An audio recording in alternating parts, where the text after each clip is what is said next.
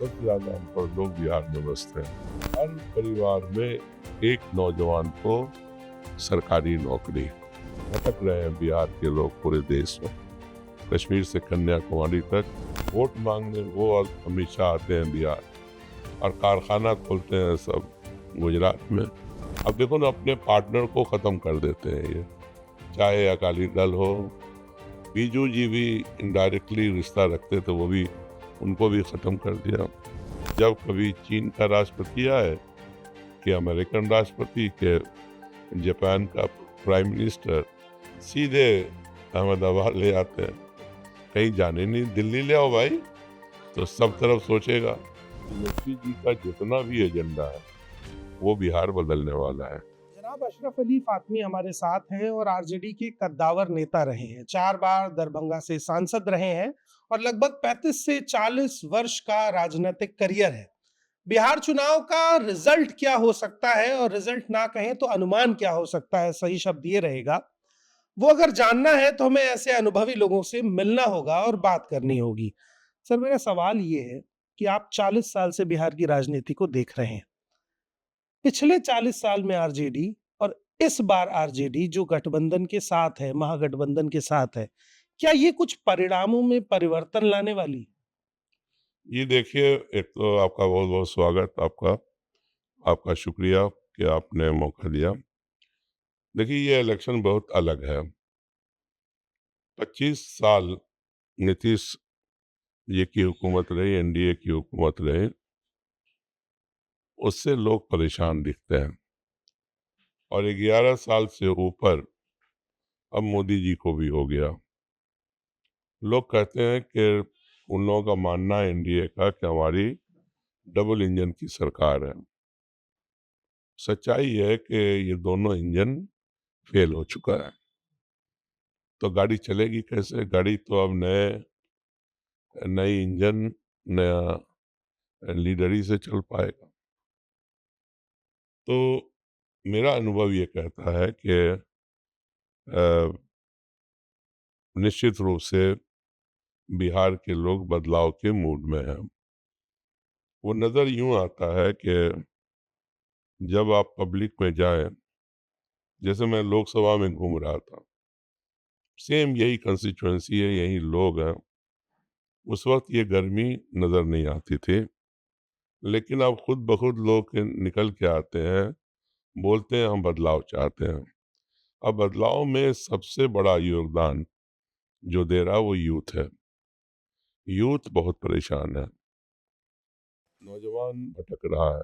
कोई इंजीनियरिंग की डिग्री लिए हुआ है, कोई बीए, कोई आईए, और ऐसी भी बेरोजगारी है। भटक रहे हैं बिहार के लोग पूरे देश में, कश्मीर से कन्याकुमारी तक। जिस राज्य में जाइएगा, जिस जिला में जाइएगा, वहाँ बिहार के लोग मिलेंगे, मिथिलांचल के लोग मिलेंगे। तो ये जो बेचैनी है कि हम छोटी सी रकम कमाने के लिए, हासिल करने के लिए दर दर की ठोकरें खा रहे हैं। तो उनके मन में है कि कुछ ऐसा हो जिसमें बिहार बदले। और तेजस्वी जी का जितना भी एजेंडा है वो बिहार बदलने वाला है। आपको याद दिलाएं कि लालू प्रसाद जी जब सन 90 में मुख्यमंत्री बने, तो उनका एक ही अहद था उस वक्त, सामाजिक न्याय के लिए हम लड़ेंगे और गरीबों को उसका अधिकार दिलाएंगे। और उनकी हुकूमत रही हो या राबड़ी देवी जी की, वो उसमें कामयाब रहे। गरीबों को लगा ऐसा कि हाँ, अब हम आज़ाद हैं उन सारे बंधनों से जो हमें कहीं न कहीं गुलामी की तरफ रखता था। तो वो दौर ख़त्म हुआ, फिर नीतीश जी का दौर आया। लोगों को उम्मीद थी कि अच्छा डेवलपमेंट करेंगे, उसके साथ बेरोज़गारी दूर होगी। तो आज देखो बिहार, अगर देखिए तो अनपढ़ राज्यों में सबसे ऊपर है। मतलब सबसे ज़्यादा अनपढ़ लोग बिहार में बसते हैं। सबसे खराब हायर एजुकेशन की व्यवस्था बिहार में है। कहीं नहीं, सब 36वें नंबर पर। फिर बेरोजगारी भी सबसे ज्यादा बिहार के अंदर है। जितने भी मापदंड में जाओ, करप्शन, आप ले ले क्राइम, मुखबिर तो ये सब में बिहार टॉप पर है। क्राइम में टॉप पर लगातार 20 साल में 1 से 5 नंबर पर है हर तरह के क्राइम में। तो ये जो बना हुआ है नीतीश जी ने एक कहा था हम ट्रिपल सी पे समझौता नहीं करेंगे, क्राइम, करप्शन एंड कम्युनलिज्म।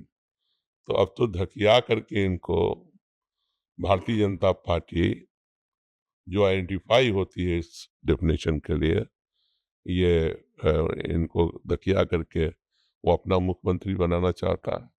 आज वो मुख्यमंत्री है, लेकिन अभी तक एनडीए गठबंधन ने उनको अपना उम्मीदवार डिक्लेयर नहीं किया। तो मंशा साफ है, जो कुछ उन्होंने शिवसेना के साथ किया, जो कुछ अब देखो ना, अपने पार्टनर को खत्म कर देते हैं ये, चाहे अकाली दल हो, बीजू जी भी इनडायरेक्टली रिश्ता रखते थे, वो भी उनको भी खत्म कर दिया। तो ये जो है बीजेपी, वो एनडीए वो यहाँ पे कुछ कर नहीं पाई और नौजवान बहुत गुस्से में है। और अब जो ये जो अब नि- ये जो अब तेजस्वी जी का ये जो अब 2025 के बाद कि सामाजिक न्याय तब हुआ, आर्थिक न्याय हम करेंगे, और उस पे बढ़े, जिसमें 2,500 प्रति महिला को 2,500 रुपया देना, वृद्धा पेंशन को 1,500 करना, इसके अलावा जो गैस सिलेंडर है 500 में 2 से 5 डिसमिल जमीन जिनको बसने के लिए जमीन नहीं है वो मुहैया कराना, ये सब जो आर्थिक न्याय है उसकी तरफ कदम है। और उसमें जो सबसे बड़ा कदम है, हर परिवार में एक नौजवान को सरकारी नौकरी। और ये नौकरी कोई जरूरी नहीं कि आप बीए, एमए, पीएचडी हो तभी मिले, आप अनपढ़ हैं, कम पढ़े लिखे हैं तब भी मिलेगा, लेकिन उसी कैटेगरी का मिलेगा। तो सभी जो ये जो आह्वान है इससे खुश हैं, और निश्चित रूप से आप देखिएगा इसका जो ये ऐलानात है और ये जो सामाजिक न्याय के बाद आर्थिक न्याय की जो लड़ाई तेजस्वी जी ने शुरू की है, उसमें उनको कामयाबी मिलने वाली है।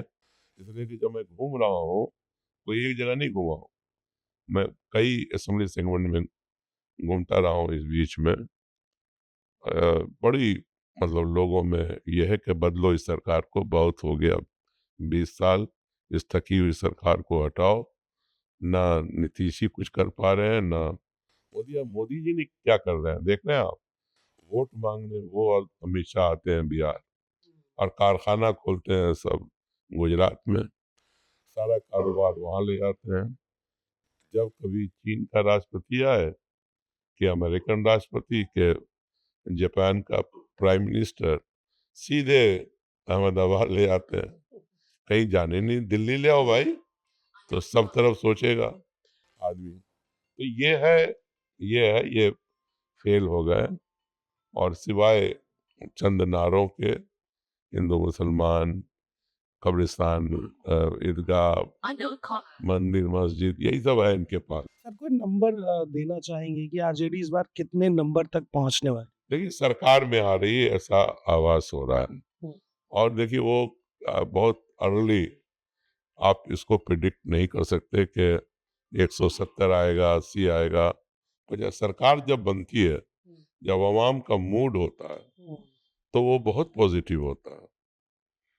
ये तो समझो कि जो कंटेस्ट है, ट्रायंगुलर कह सकते हो उसको, तो जिसमें प्रशांत किशोर जी की भी पार्टी है, तो इसमें 1%, 2% वोट के अंतर में रिजल्ट में बहुत अंतर आएगा, मतलब नतीजों में। तो इसलिए थोड़ा इंतजार करिए, सरकार बन रही है, उसके आंकड़े 150 ऊपर से तो होंगे ही, लेकिन अब वो कितना होगा 150 से ऊपर, वो समय आने पर पता चलेगा। तो बिहार चुनाव के परिणाम क्या रहेंगे और किस तरह का अनुमान लगाया जा रहा है, ये आपको पता चल गया है। बाकी अपडेट्स के लिए आप बने रहिए हमारे साथ, चैनल को सब्सक्राइब कर दीजिए ताकि बिहार चुनाव से जुड़ी और भी खबरें हम आप तक पहुँचाते रहें। बहुत-बहुत शुक्रिया, धन्यवाद।